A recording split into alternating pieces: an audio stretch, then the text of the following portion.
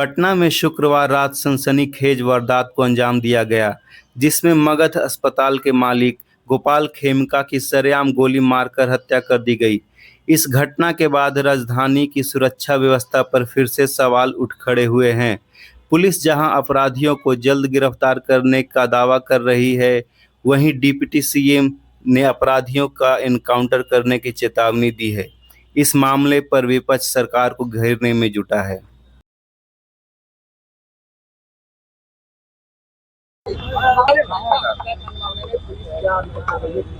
Police के द्वारा रात में ही यहाँ पर अनुसंधान प्रारंभ किया गया है।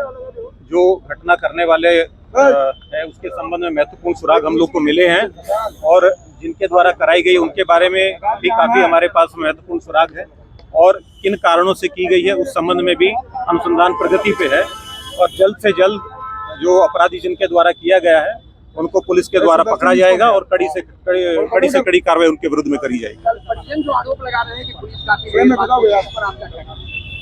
ये मामला हमारी जानकारी में आया है। इस संबंध में हमने सीनियर एसपी को आदेश दिया है कि जांच करें कि किस समय तक पुलिस ने यहाँ पर रिस्पॉन्ड किया है, किस समय उनको सूचना प्राप्त हुई और इसमें यदि किसी कोताही पाई जाएगी तो उनके विरुद्ध में कड़ी कार्रवाई करेगी।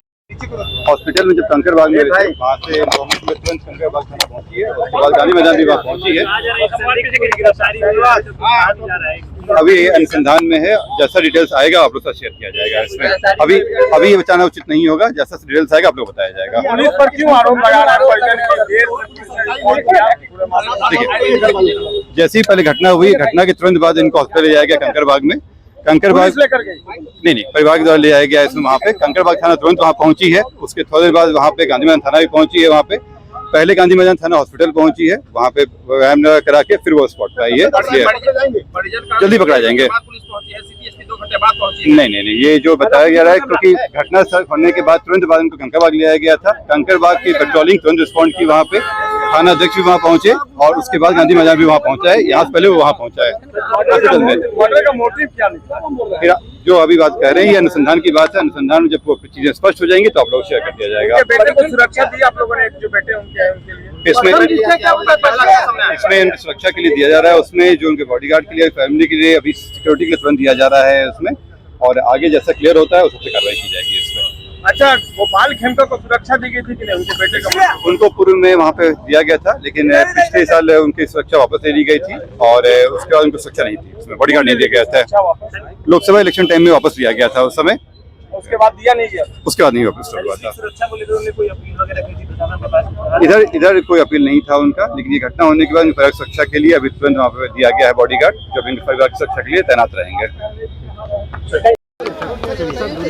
किस तरीके से देखते हैं इस पूरे मामले को? वो बहुत गंभीर मामला है। इस पर सरकार पूरी सख्ती के साथ, मुख्यमंत्री स्वयं बैठ के संज्ञान ले रहे हैं। सरकार पूरी गंभीरता के साथ अपराधियों को कार्रवाई ही नहीं, इसके समूल नष्ट करने के संकल्प को पूरा करेंगे। चाहे इनकाउंटर करना पड़े, बुलडोजर चलाना पड़े या इसकी संपत्ति जब्त करनी पड़े, ये सारे एक्शन और कार्रवाई शुरू होगी। ये जंगल राज वाले लोग ही गुंडा राज स्थापित करना चाहते हैं। सरकार गुंडा राज आने नहीं देगा। अगर जो चेहरा बदल करके सत्ता के साथ भी जुड़ेंगे, उसके चेहरे के से नकाब हटा करके भी हम एक्शन करेंगे। पुलिस की लापरवाही सामने आ रही है। जमीन माफिया पर हर हाल में लगाम लगेगा। ये जमीन माफिया 2018 से अभी तक के मामले का कार्रवाई और संज्ञान की भी समीक्षा होगी। पुलिस की लापरवाही पर कार्रवाई निश्चित तौर पर त्वरित एक्शन होगा पुलिस की लापरवाही पर। ये घटना के लिए जितनी जो परिजन से मैंने बात की और परिजन की जो पीड़ा है, उस पीड़ा में जो बिहार के सरकार है, उनकी पीड़ा को बिहार सरकार के लोग जिम्मेवार हैं।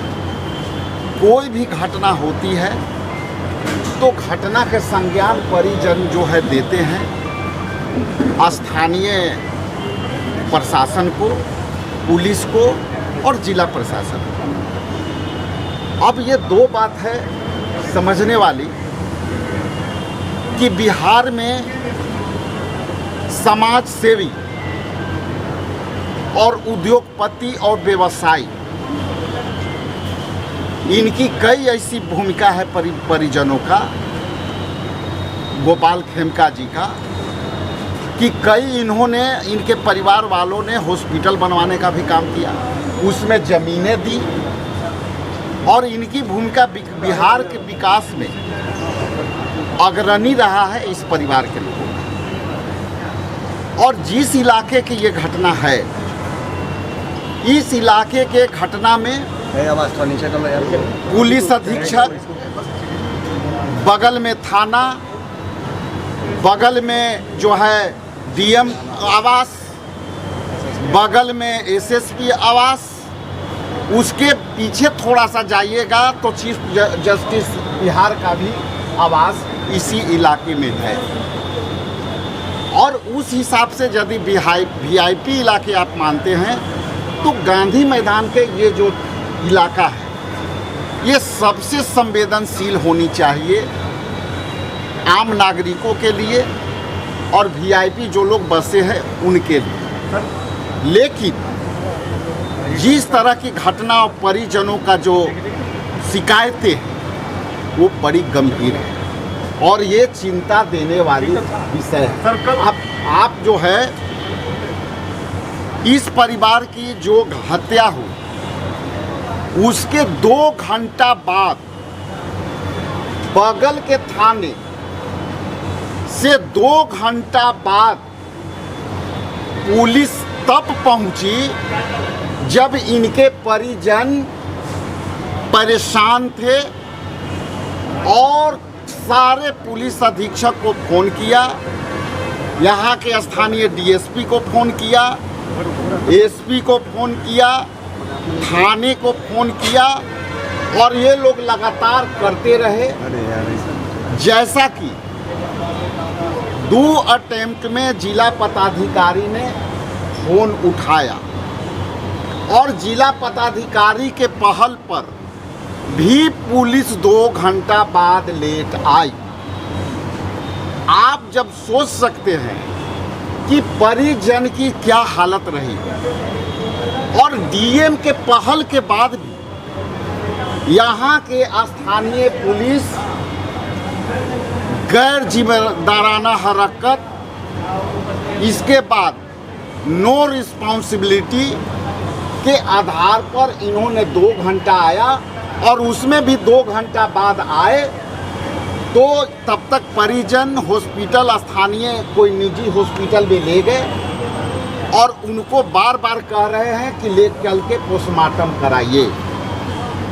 अब ये बताइए कि जो परिवार पीड़ा में है, अभी भी यहाँ पुलिस दिखनी चाहिए थी। यहाँ पुलिस में को जो है यहाँ पूरे ताकत से देखनी चाहिए थी। आज परिवार दबा हुआ है, सहमा हुआ है, उसकी सुरक्षा देने में नीतीश कुमार की सरकार, एनडीए की सरकार फेलियर है।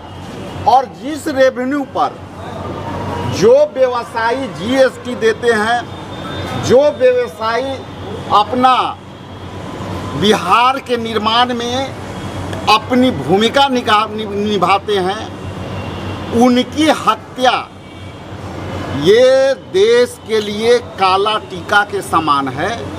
इसलिए मैं 2 मुख्य मांगे करता हूँ।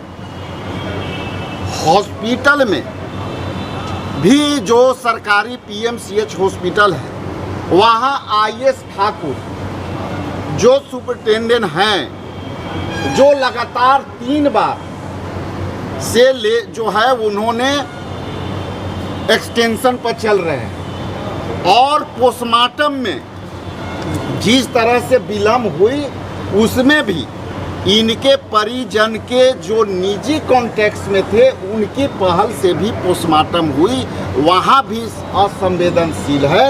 इसलिए मैं आपके माध्यम से मैं बताता चलूँ कि ये बिहार में जो उद्योग धंधे आज नहीं आ रहे हैं, एक उद्योगपति के मारा जाना, इसके पहले इनके बेटे को मारा जाना, और आज तक उस बेटे के भी जो है हत्या हुई उसको भी उद्बोधन नहीं हुआ। और इसमें जिस तरह से पुलिस प्रशासन ने जो है असंवेदनशील ही नहीं कर्तव्यहीनता दिखाई है, मैं उन्हीं सब पुलिस अधीक्षकों जो सामने हैं उनको सस्पेंड और डिस्चार्ज करने की मांग करता हूं।